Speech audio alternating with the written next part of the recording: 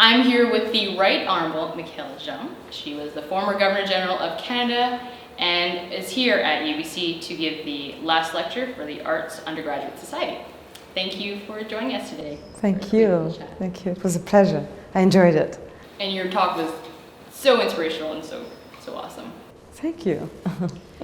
So first question, during your time as an undergraduate student and graduate student, did you have a defining moment where you're like, yes, that is the career I'm going to pursue, and went for it? You know what, when I finished college, I wasn't sure that I wanted to go right away and straight to university. I wanted to travel, and I shared that with my mom. I was quite young. I was 17, and I said, you know what, Mom, before going to university, I think I would like to see the world. And it was a time where it was easy to do that. You know, it was cheap. I mean, you could travel to Europe and spend a year in Europe with $1,000 and different times, right? So, and I was fascinated with the idea of going to the Middle East. And so I first, I worked during a whole summer. I gathered enough money, I think maybe $1,500, and I worked in a flower shop. It was a nice experience, and now I make the most beautiful bouquets. Nice. Flower arrangements. So other talents. Yeah. So anyway, so my first journey, my first trip was to Turkey, and from Turkey I wanted to go all the way up to Afghanistan, at a time when Afghanistan was something else. I mean, the Soviet army wasn't there at the time. It was a different Afghanistan, and it wasn't a country at war. And I was fascinated by the Afghan culture, civilization. I don't know. I wanted to go as far as I could from my experience, I thought, from my identity, my culture of origin, and also my Canadian experience. Turkey already was challenging for a young woman, 17, traveling with a friend who was also my age. She was maybe a year older. She was 18. So we finally decided that we were not going to make it this time through Iran and then Afghanistan, and we went after Turkey to Europe instead. And there, after Greece, I arrived in Italy, and Italy was in a time of incredible turmoil. The feminist movement in Italy, all the radical groups, and it was amazing, and I thought that was so fascinating. And I started, you know, I tried my best to read Italian newspapers, to listen to the radio, and I discovered a talent for languages. I was fascinated by the Italian language, and I decided to stay longer in Italy, to really get that sense of that agitation and social, you know, agitation in the country. And so when I came back, when I returned to Canada, I said to my mom, I know what I want to do. I know. I want to study Italian literature. And I want also to study in Hispanic studies, because I also wanted to go to something more like closer to my origin. Haiti is, you know, in that region of Latin America, the Caribbean, and that's how I started, you know, studying. really went to university and to the faculty of Italian studies and Hispanic studies. When I say Hispanic, it's not just Spanish, but also Right. of Latin America. And I discovered that passion for literature and languages. And I ended up, becoming a teacher assistant in Italian language and Italian literature. Mm-hmm. So I also got several scholarships to study in Italy, and that was a defining moment. I knew that this is what I wanted to do, and I never regretted, because speaking several languages has helped me tremendously. Right. Later, as a journalist, covering international affairs and news.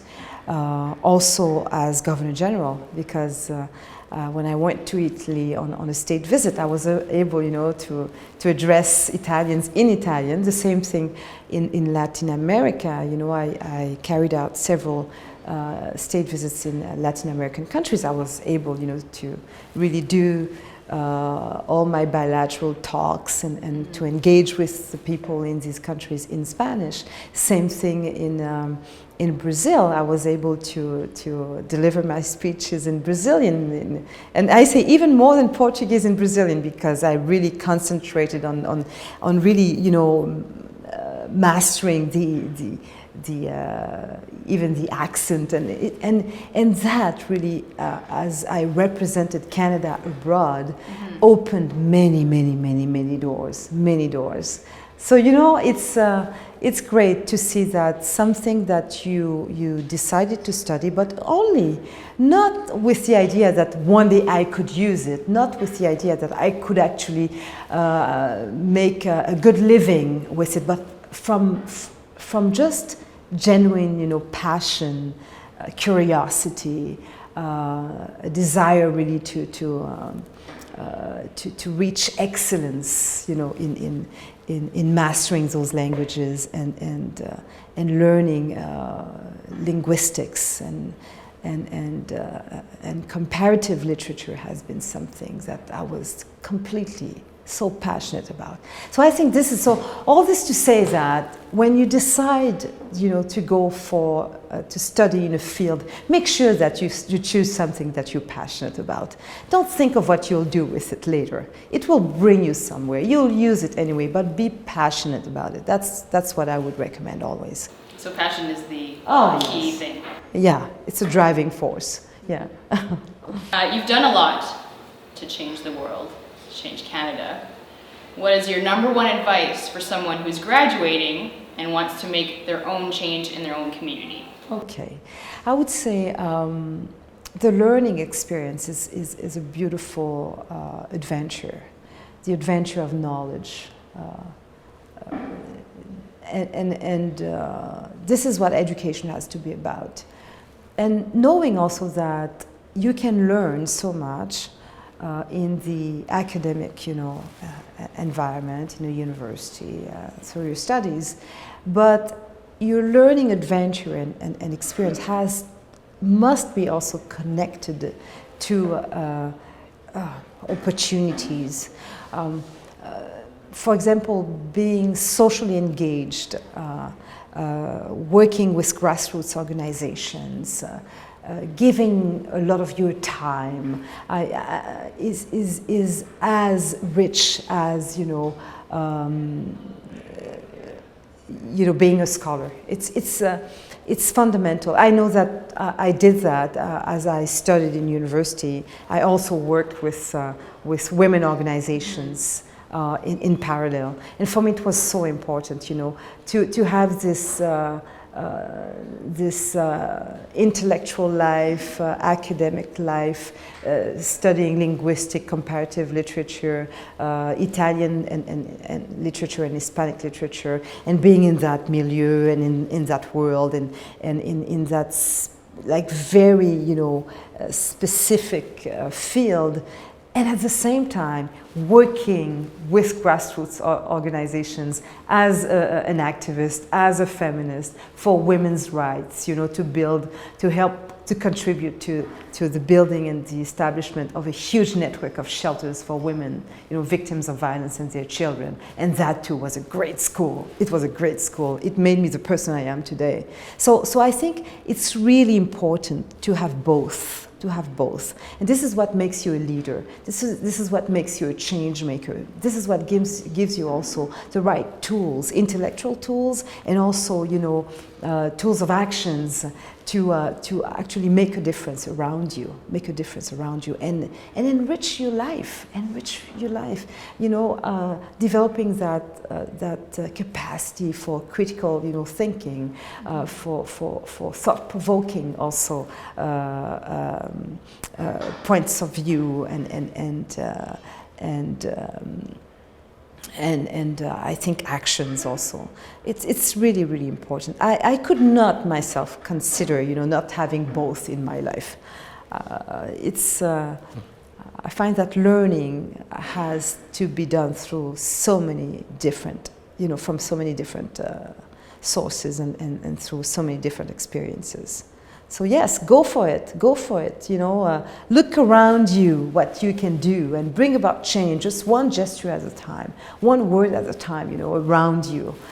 To pick an issue that you're concerned about and think of actions, be creative, you know. And that's why with my foundation, the Michaëlle Jean Foundation, I like to support youth-led, youth-driven initiatives where they're using the arts as tools for social change and for action. I love that because I find that this youth, this expression of youth leadership is so creative and brings so much to our society and to Canada. So don't say that you're there for the future. You know, this is what I hear so many people say. You know, to people your age. You know, to the youth. Oh yes, you are our future. No. You know, make sure that by your actions, by your choices, by your engagement, your commitment, your social commitment, you can prove that you have ideas here and now, and you have, you know, you are a leader already today and not just for tomorrow. Okay, well, thank you so much for this interview. It was a great privilege to get to talk to you as well as have you here at UBC. Thank you. It was a pleasure, really. I liked the spirit of this university, this campus. It's great. Except the rain.